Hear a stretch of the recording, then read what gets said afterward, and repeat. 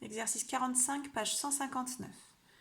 Donc en utilisant la courbe représentative de la fonction inverse, vous devez indiquer si chacune des propositions est vraie ou fausse. Donc pour la première proposition, on vous dit que pour cette inéquation, 1 sur x inférieur ou égal à 1, avec x un nombre positif, alors forcément l'ensemble solution est l'ensemble 1 plus l'infini. C'est ce que nous allons vérifier en gardant en tête que x est positif.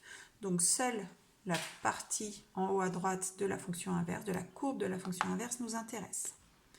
Donc 1 sur x, c'est l'image de x par la fonction inverse, donc on va le placer sur l'axe des ordonnées. On place 1 et on doit être au-dessus de 1.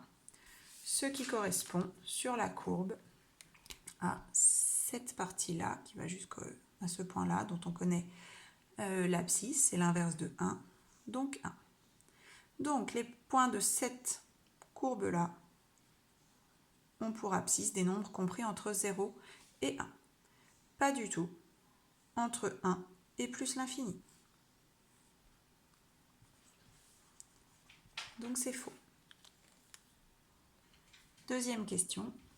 L'inéquation est désormais 1 sur x inférieur ou égal à moins 1 avec un nombre x négatif. Donc on est forcément sur cette partie-là, sur cette partie de la courbe de la fonction inverse.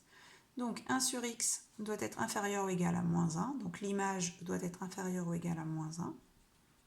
C'est-à-dire sur cet ensemble-là. Ce qui correspond à cette partie-là de la courbe. Le point là a pour abscisse moins 1, puisqu'il s'agit de l'inverse de moins 1. Donc du coup, ce sont des valeurs de x qui sont sur cet ensemble-là, donc entre moins 1 et 0.